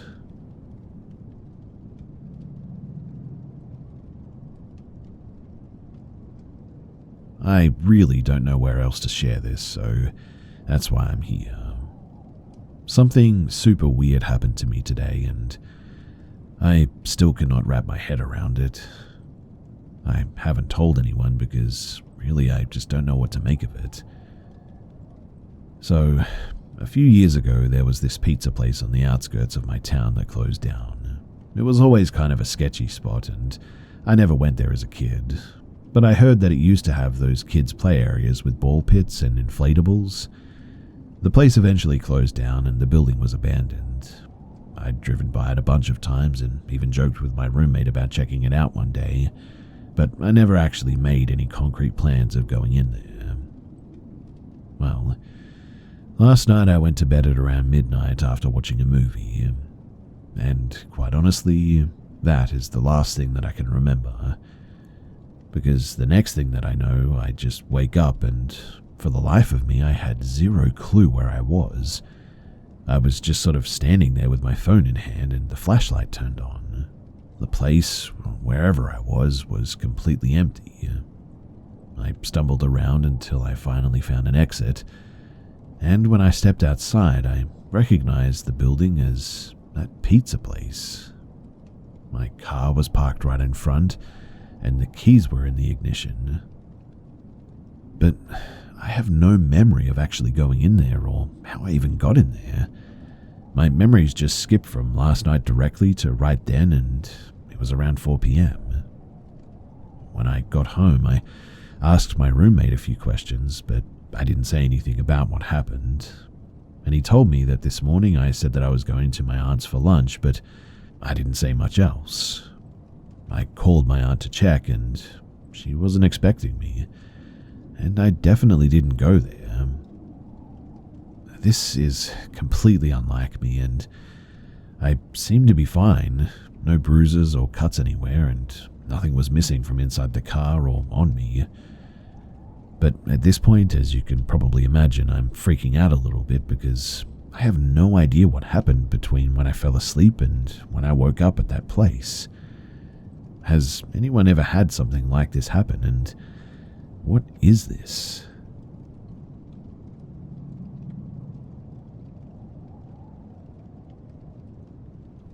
For some context, I was visiting my grandparents in my village and I was around 13, maybe, at the time. Our house was a 2-story, but the steps were outside instead of inside, and we had rented out the rooms on the ground floor at the time. Our bathrooms and kitchen were outside of our actual house, the bathroom being behind the kitchen on the far left side. Just think of a sort of typical village house in Asia and you probably get the drift. Anyway, at 3 a.m. I was watching TV as I usually do, because I have a hard time sleeping. I was watching Kitchen Nightmares or something like that. I had the urgent need to go pee and everyone else was asleep, so I decided to go alone. I took my phone and quietly made my way outside. Once I neared the bathroom, I suddenly saw a man-shaped shadow on my far right, but it was dark and my grandmother had a huge garden, so at first I wasn't sure if it was a person or a plant. After peeing, when I came out, I saw the shadow had disappeared though. So again, my rational brain thought that I was just tired and sleepy. Once the garden was out of my vision and I crossed the kitchen, I suddenly hear loud footsteps, almost right behind me, getting quicker. My flight response kicked in, and even without looking back, I ran up the stairs to my home. Once I reached the balcony, I looked back to see a dark shadow with slippers in his hands slapping the kitchen wall. I heard my family wake up, and they came outside to see what the commotion was all about. I was ushered inside while my grandpa shouted out at the figure to leave. I found out later that they thought that it was the infamous drunken neighbor at the time. I tried to fall asleep that night, but I couldn't, and hours later I heard my grandmother waking up and looking out the window. She went to sleep shortly after that, but it was complete silence for I don't know how long until I heard footsteps outside. They were circling my entire house, and it stopped after maybe 2 circles. I have no memory of falling asleep that night, but the next morning my family and I were all in the kitchen and they convinced me that it was the drunken neighbor who usually goes around at night apparently. My grandmother said that she saw him standing outside when she looked through the window last night, but she said that she could see only his lower half, which is weird, but was pretty sure that it was him. Our neighbor actually came around that evening and my grandmother was complaining to her about the drunkard when my neighbor looked confused. She said that wasn't possible as he had passed away 2 days before the incident due to alcohol poisoning. And quite honestly, I have chills even thinking about this years later. What if I had not have run and I had gotten caught by whoever that was? That is a very terrifying thought. I have told many people this story over the years, but I still don't have anyone who could give me any insight about why or what it was. If anyone could tell me of any similar experiences or people with psychic powers tell me what this was, I would be glad to finally unravel this mystery because it has plagued me the entire time.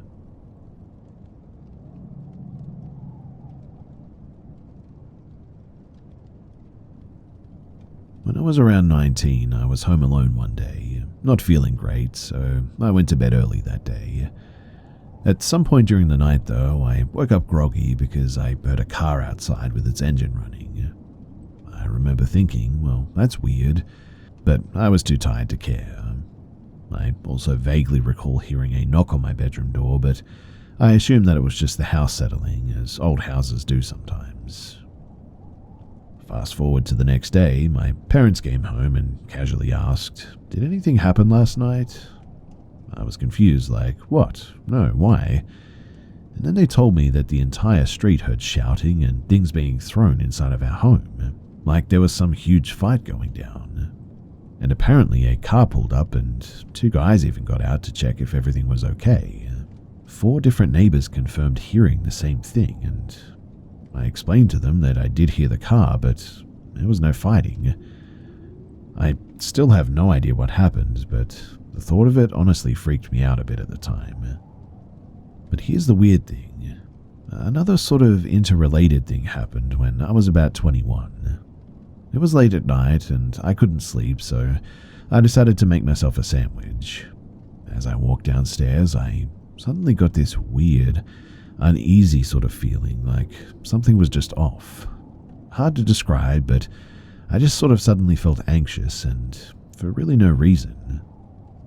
I shook it off, made my sandwich, and grabbed my plate, but as I was heading toward the door to go back upstairs, I got hit with this overwhelming wave of fear. Just spontaneous, a kind of fear that I've never had before. Something in me just went, "Get out of here now, ASAP." So I stepped into the hallway, quickly shut the kitchen door behind me, and then I heard this scream straight from the living room. It was so loud too. It was a woman's scream, almost like a wail, but clear as day, as if she was right there in that room. Upon hearing it, I bolted up the stairs completely terrified. The weirdest part though, nobody in the house heard it. It was just me who heard it. To this day, I have no explanation for what happened. I have quite a few more stories, but I didn't want to share those because they're pretty long, but if anyone is interested, then I would be happy to share more details or talk about other strange things that I've experienced. But for now, if anyone has any theories as to what the heck this was, I would certainly love to hear them because I think of these almost daily and it always just makes my skin crawl.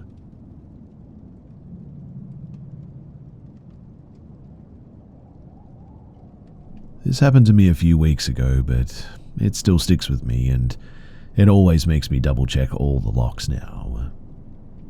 So I was working an overnight security gig. I've been a guard for 15 years and other than getting into brawls at nightclubs, happens more often than you think, I've had a pretty easy career, minus some contractor stuff that I did in Central America. The night started the same way that they always do as well. I had gotten off my first gig and went to relieve the normal night guard, whose name was D. I arrive and D looks a bit frazzled. He's an old martial arts guy that works the apartment job for the same reason that I do, half off the rent. I walk in and ask him what's up. He says that he encountered a guy by the gate that, quote, gave him the heebie-jeebies. He asked if I would go back to my apartment and grab my carry firearm. I hesitantly agreed because, having worked in this industry long enough, guns rarely lead to good outcomes, but D is pretty scared, so I agree in the end. I go back and grab not only the gun, but my dog, a 120-pound Anatolian Shepherd. I suit her up in a harness and grab her cutie muzzle on the off chance that something does go down. I'd rather have the dog ready to go. I arrive and D is elated to get the heck out of Dodge, gives the dog her standard good girl chicken strip. This is a nightly ritual, regardless if it's okay or not, and takes off back to his apartment. I attach the dog's lead to my waist and we go on patrol. Now, I live in Texas and our apartments are sealed by gates that you have to have the code for, basically. I go and check the first gate and immediately come into contact with the person that D was so worried about. It's 93 degrees out, but this dude is wearing a trench coat with a hood, and before we even get near him, the dog starts going absolutely ballistic, hackles up in between my legs, snarling like some sort of feral monstrosity. I give her the command to chill and she does, but what bothers me is the dude doesn't even flinch. I mean, most people see a dog that big barking and snarling and insist upon being no part of whatever it is the dog is protecting, in this case me. At this point, I step forward and initiate contact. "Hey buddy, how we doing?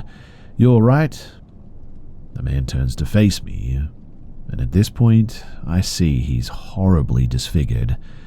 One eye missing but sealed up from surgery, the other eye a brilliant blue, and horrible scarring on the side of his face missing the eye. "Yes, I'm fine," he responds rather quietly, sort of in the way a child who's trying to fix something on their own might respond. "So, do you live here? Haven't seen you around.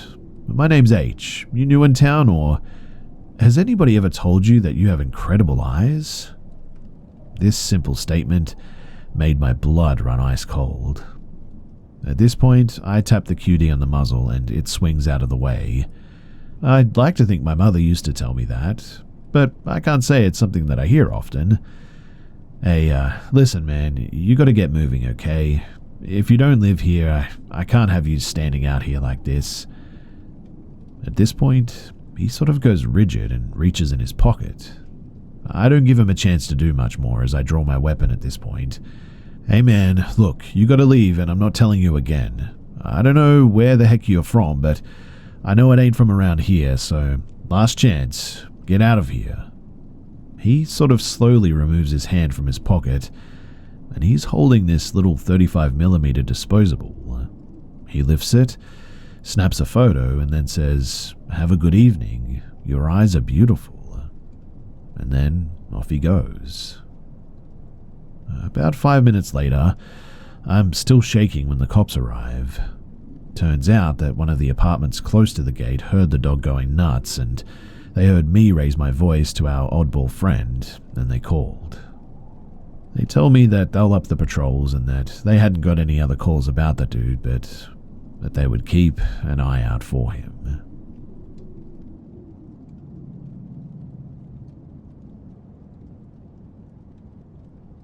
Something reminded me of this incident that happened a few years ago at a friend's apartment, and I thought that I would share it.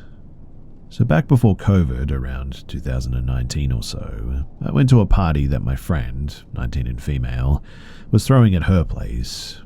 No occasion or anything, we were just looking for a reason to get drunk, really. Anyways, I showed up and it was a small group, maybe 5 other people, mostly guys. We're all having a good time. A few hours go by, and as we're chatting in the living room, I hear a knock on the balcony fence. For context, they were on the ground floor level, and their apartment was on the far corner of the property downtown in our city. We ignore it and continue on. Another knock follows soon after, and when we go to the balcony, we can't see anyone over the fence. We're all a bit confused, and we've turned the music down by this point, and another knock comes, only this time on one of the windows, and then again on the windows beside that one. It's getting closer to the front door until finally this person is knocking on the front door. When the peephole is checked, however, you can't actually see them, which means that they're either ducking down or hiding. So all of the guys tell us to get behind them, and they're going to confront whoever is doing this. They grabbed whatever kitchen knives they could. I think someone had a broomstick too, which was a bit comical, but they busted out the front door. Me and the other girls followed behind, and to our horror, we see a single, very tall, skinny man crouched underneath the staircase with his right hand stuffed into his jacket pocket. His eyes looked yellow and bloodshot, and he immediately started to take off. The guys caught up and started questioning him, and he makes up some story about looking to get a haircut. They tell him to get out of here, and eventually he does. In all of that commotion, too, I noticed that he had left behind an envelope that was covered in glitter. It was empty but sealed and covered in blue and purple glitter, and my friend's car had the same blue and purple glitter sitting on the hood. We think that he must have assumed that she lived there alone, and was going to bait her to open the door so that he could force his way inside. She lived at the apartment with her boyfriend actually, but he didn't have a job, so he never left.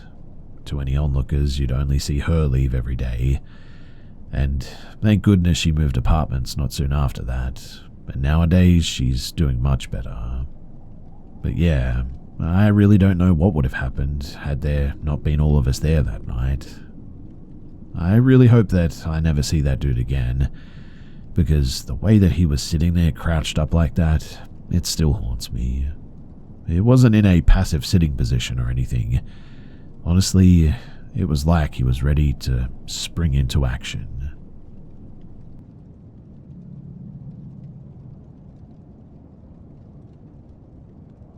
So I was just 4 years old, and my parents had just moved my family into our first house.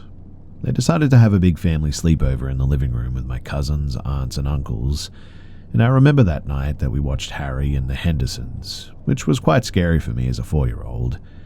And after the movie, we all went to bed. I remember this night really clearly too. It's possibly one of my earliest memories, in fact. But a cartoon girl woke me up.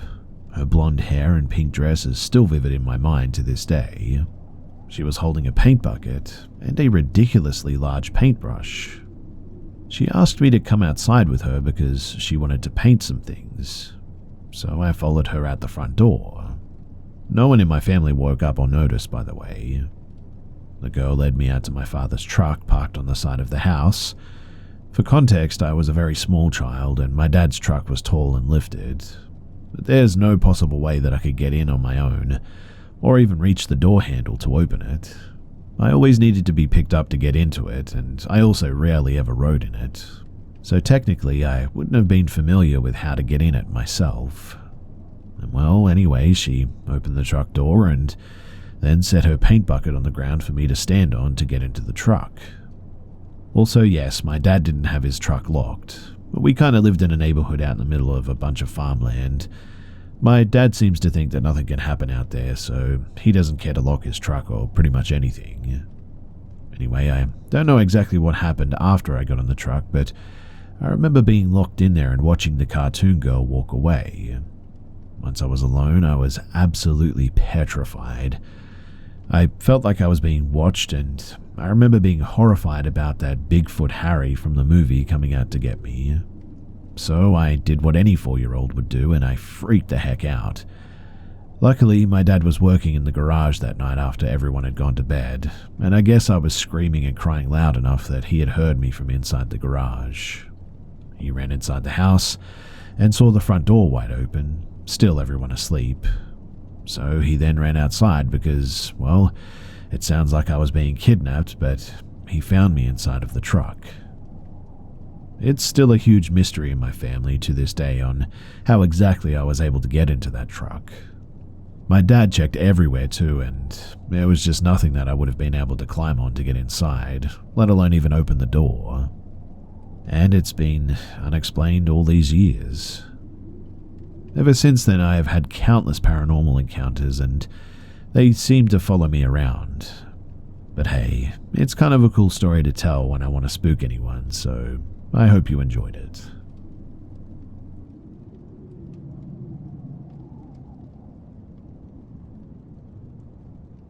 I enjoy sleeping outside, and I have a tent in the back corner of my yard up against the woods. Usually around midnight, I go to bed and I step outside and my motion light brightens up the yard as I walk about 40 yards to my tent. I'll be on Reddit or listening to an audiobook, YouTube, Netflix, whatever. And the first night that I was out there after setting up my new tent, I was relaxing when I heard a scratching near the door of my tent. Haha, very funny, good one. Now let me sleep, I said. Then off a bit in the distance, I hear both my teenage sons laughing. The next night, I hear coyotes very close. They frequent the high-tension lines just up the hill, and I hear them often, but this time it sounded like it was happening in my backyard, so I sat up, shut off my audiobook, and hit the record on my phone. It was pretty awesome and gave me chills just because it sounded so close. I could hear each individual coyote. It sounded like they were sort of attacking one of the pack, but anyway, the next night I hear them again, but much further away, and an owl who hauntingly hoots most nights. Later that night I hear scratching again, and tell them to go away as it must have been about 2 o'clock in the morning, perhaps even later. I fall asleep eventually, and same again the next night, but by now I know it wasn't my kids. I told them to stop the first time, and me having terminal cancer now, they do what I tell them. Some nights going to my tent as well, I see rabbits in my yard eating grass. Nocturnal rabbits? I don't know, but we have raccoons, opossums, squirrels, flying squirrels, fisher cats, and many others. I figured that something was brushing against my tent every night while grazing or whatever, but one night it was so loud and sounded so deliberate that I sat up and turned on my electric lantern and looked towards the noise, and see my shoes bouncing up and down on the tent floor. I thought to myself, oh my goodness, it's mice this whole time, or a snake, something that was comfortable beneath my tent. But last night was different. You see, I hear scratching again, this time on the opposite side where there is no door, where I'm up against the woods. It was definitely not an animal too, as it was up much higher and repeated a pattern-like scratching, like a record so to speak. I say out loud to leave me alone as I slap the side of the tent with the back of my hand. I could either hear or feel footsteps on the wet grass because it moved away and brushed up against my head and arm and stopped there. I had this pressure against me and I didn't move because I was terrified. After about 15 seconds, I felt it slowly move away and stop probably a foot or two away from my tent. It was weird to hear myself say loudly, "The power of Christ compels you." I couldn't think of something better to say. It just came out and, well, it seemed to work. I wanted to go in the house, but I was too frightened to open my tent and break for the porch. So I turned my audiobook back on, but turned the volume all the way up, and somehow, eventually I fell asleep. Tonight, though, I'm sleeping in my bed, and tomorrow I will go through the video on a bird feed camera that might have caught something. Being a skeptic, I will assuredly make some more excuses on what it could have been, but I was so scared last night that now I think that perhaps one day, who knows, I may become a believer.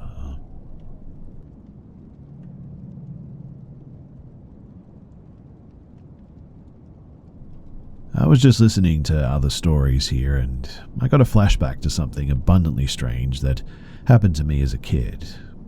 I figured that I should share it here, otherwise, well, I'll probably forget it for like another 20 years again. So my parents took me and my brother camping.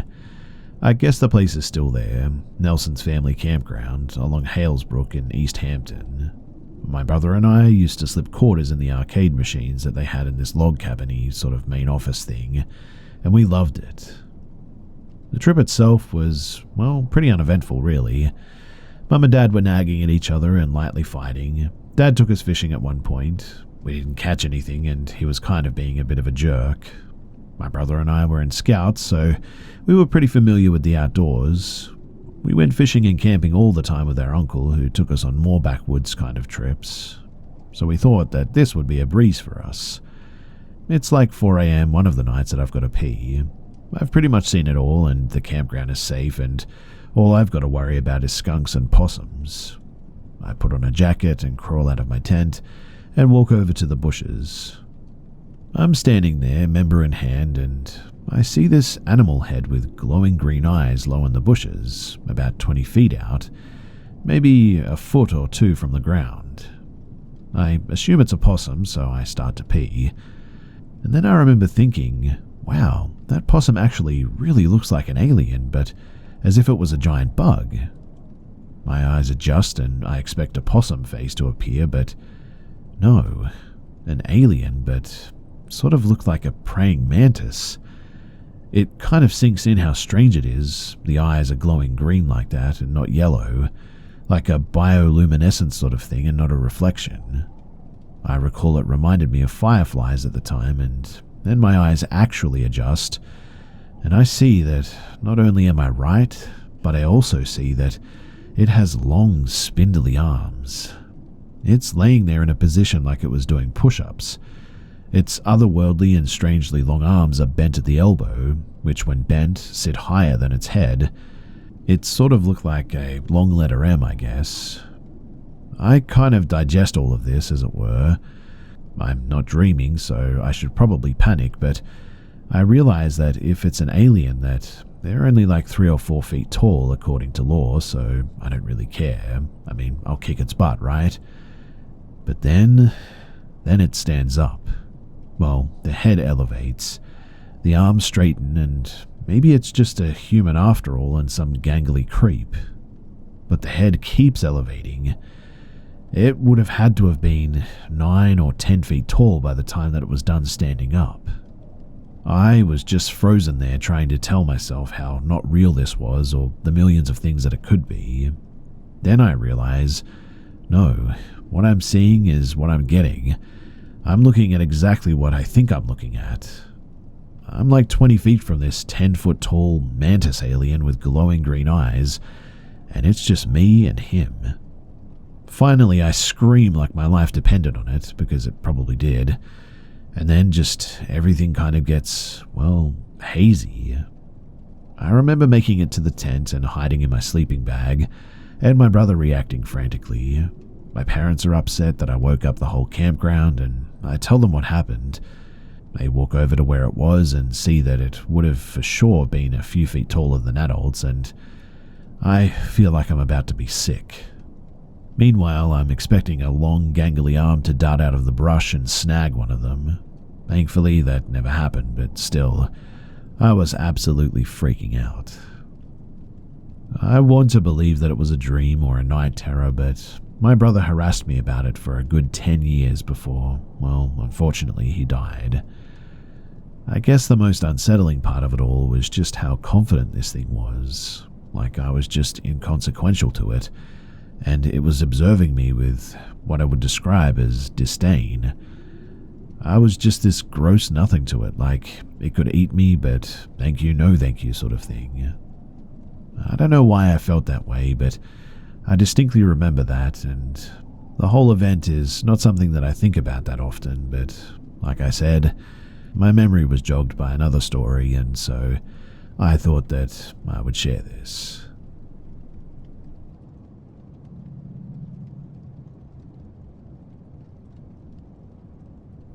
A little while ago, I heard a chair move in the other room. I looked over and saw that it looked like the chair had been pulled out from under the table.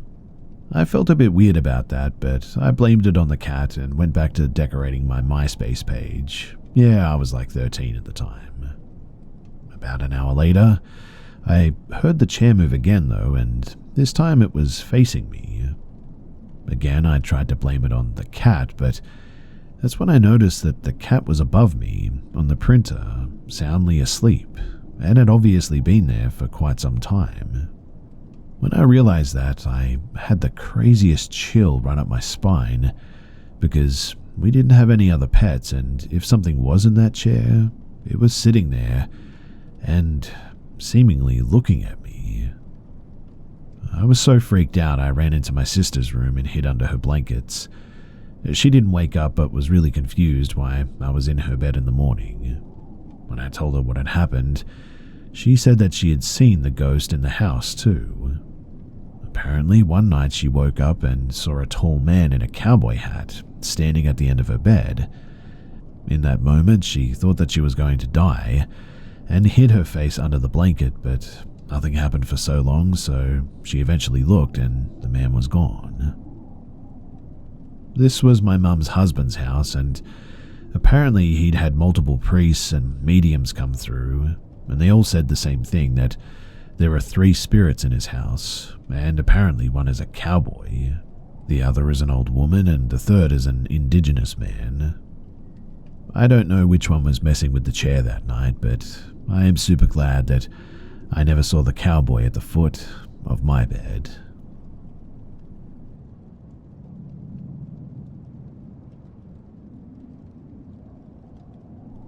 I'm 16 now, and I've been dealing with something terrifying for as long as I can remember. It all started when I was 5, and honestly, I still don't fully understand what's going on. I know that some people won't believe me, but I need to share this, get it off my chest, and maybe someone out there has gone through the same thing and will know what to do. So, it all began when my mum, who was a single parent at the time, met my stepdad. He was super nice, and eventually we moved into his house. My stepdad had a daughter who was 8 years older than me, and I shared a room with her, but she wasn't around much because she was already dating and out with friends a lot. The house was old, like built in the early 1900s, and I remember feeling a bit creeped out almost immediately. At first, it was just nightmares. I was scared of the dark at the time, so I used to sleep in my stepsister's bed because it was closer to the hallway light. But every time that I slept in her bed, I had this awful nightmare where something chased me, trying to hurt me. I was only 5, so I didn't think much of it and just stopped sleeping in her bed. But then the nightmares started happening in my own bed too. It wasn't every night, but often enough to scare me. I couldn't really explain it to anyone because, honestly, who's going to believe a little kid saying that they're haunted? Over time, though, things got weirder. By the time that I was 7, we redecorated the room, and I started noticing, shadows moving at night and hearing random old-timey music. I'd wake up in the middle of the night and see shadows standing in the corner or behind the door. One night I woke up, but instead of being in my room, it felt like I was in my grandparents' old living room. It was completely empty, and even though I knew that I was awake, I couldn't see my room at all until I bumped my head on the door. That was when I started to seriously freak out, but I didn't tell anyone because I thought that they would just brush it off. By the time that I was around 9, though, I became convinced that it was the spirit of the old woman who used to live in the house. The reason for this is that the only owner before us was a 96-year-old woman who died in a retirement home, and I thought that her spirit had stayed behind. I'd see her shadow standing in the corner of the room where my stepsister's bed used to be, or I'd feel something pulling at my feet while I slept. Sometimes I'd see her standing behind the door, just a silhouette through the glass. I never really saw her face or anything, but I was convinced that it was her. I got to the point where I got used to her presence. I wasn't exactly comfortable with it, but it became a part of my life, I guess. That is, until things got worse. Her presence started to feel, more aggressive, I would say. She'd move around more, and her shadow looked less human, taller, skinnier, and somehow more threatening.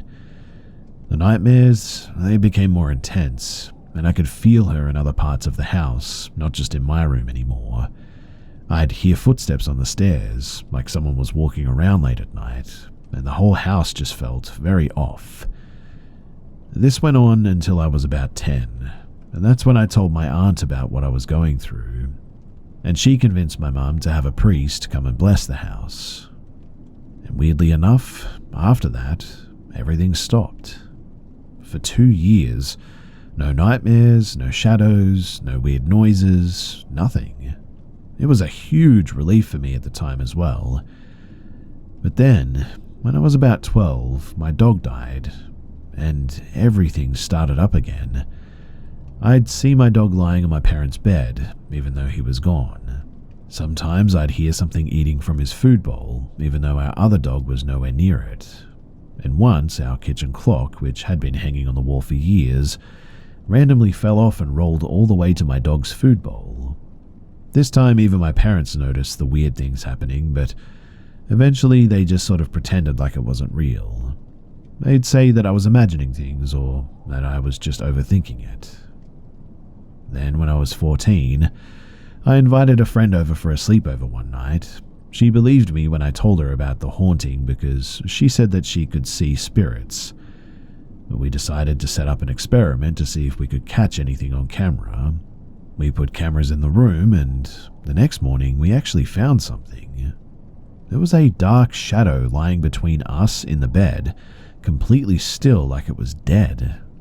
The camera stopped recording at 3:30 in the morning, but what we saw freaked us both out. I showed the footage to my parents, hoping that they'd finally take me seriously, but they just made me delete it. I wanted to send it to someone who knew about this stuff, but they wouldn't let me. After that, things went quiet again for a couple of years, and genuinely I thought that maybe it was all over at this stage. But 6 months ago, everything started up again, and this time it's way worse. I've been dealing with depression for the past year, and somehow that seems to have triggered the activity again. The shadows are back, the noises, the feeling of being watched, everything. A few nights ago, I heard my brother's voice calling my name at 1:30 in the morning saying, "Come take a quick look," or something to that effect. But it didn't sound right. It was his voice, but it was like a recording maybe. Then it switched to my dad's voice saying the exact same thing. I didn't respond, and I'm glad that I didn't. I think that it feeds on fear, and I think it gets stronger with that or something. I'm going to see a medium tomorrow. Unfortunately, my best friend moved abroad, so I can't really ask her for help anymore. I don't know what this thing is or why it's attached to me, but I really, really need some answers. If you're going through something like this, please don't ignore it. Find someone who can help, whether it's a priest, a medium, or someone who understands. Don't let other people's disbelief stop you either. I'll keep you guys updated after I meet with the medium, but please, do wish me luck.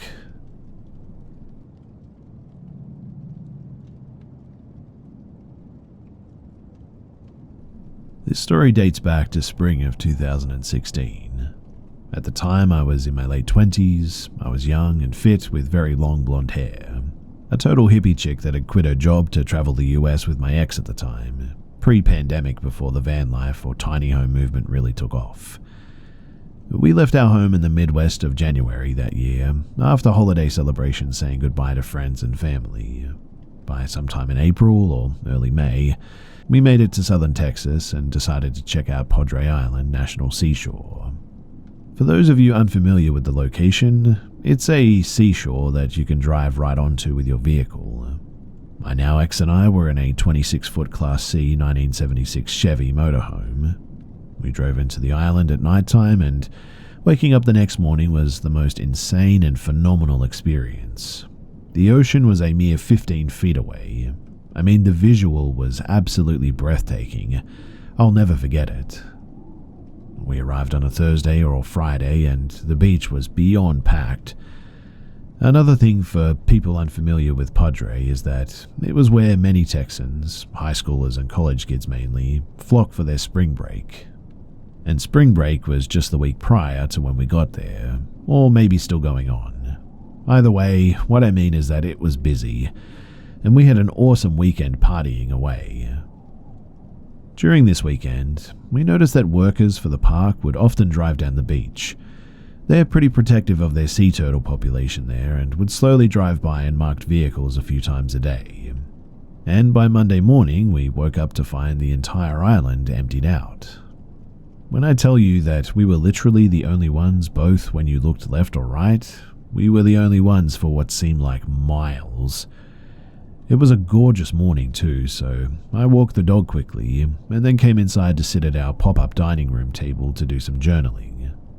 My ex was asleep on the very back couch. We were backed in with the windshield facing the ocean, so of course I took a seat looking towards the beautiful view. Maybe 15 minutes after I sat down to journal, a grey beat-up pickup truck drove by, kind of quickly, headed towards the direction of the park entrance. That was the first activity I'd seen on the island that morning, and I didn't think anything of it. However, maybe 5 or 10 minutes later, the same truck came driving back past our RV, this time much slower. The man driving the pickup was going so slow, in fact, that we made eye contact for several seconds as he went back by. He also seemed to drive closer to our vehicle in order to better see inside. Alarm bells should have been ringing at this point, but I kind of just shrugged it off. I was very much in my free spirit phase and was not easily off-put, and this is where it gets really creepy. So obviously, this guy needed to turn back around since he was driving away from the park entrance again. But I was honestly minding my own business. I kind of put him out of mind. But yes, several minutes later, the man came back. But this time, he pulled directly up to our RV with his truck, essentially nose to nose at a 45-degree angle, to appear as if he were giving us a jump. Not far-fetched for a 70s vehicle on the salty beach, but he was blocking us in. It was now that my heart dropped and I began to get a bit scared. I screamed my ex's name immediately and he jumped up from the couch. I know that he could hear the panic in my voice, but I'll never forget just how quickly he got up and how he had his arms spread across while he ducked down to see through the windshield. He was 6'5", very bearded, and I'm 1,000% sure that he was the only reason that the man in the grey beat-up truck sped off like he did. It took several minutes for my heart rate to return to normal. My ex and I just looked at each other, because that was the most unusual encounter on our trip yet. Surprisingly, we stayed another week after that, in the same spot as well. The idea never entered my head that the man could bring reinforcement and come back for me or us. I was very foolishly fearless and naive back then, I know. Anyway, it wasn't until later that day that another fact dawned on me. When my ex and I had arrived over the weekend, we only pulled out one camping chair. That one camping chair was in plain sight next to our RV outside. Prior to this spot, we had never done that. We always got both chairs out. But we ended up using driftwood to sit on when we had our bonfires there. And so that was the nail in the coffin for me. The scary man in the grey truck absolutely thought that I was a young girl all alone, and I still wonder to this day, almost 10 years later, what all he had in mind for me that morning. Also, out of curiosity, I googled Padre Island National Seashore Murder, and it looks like a murder of an RV couple occurred there back in 2019, which honestly gives me chills.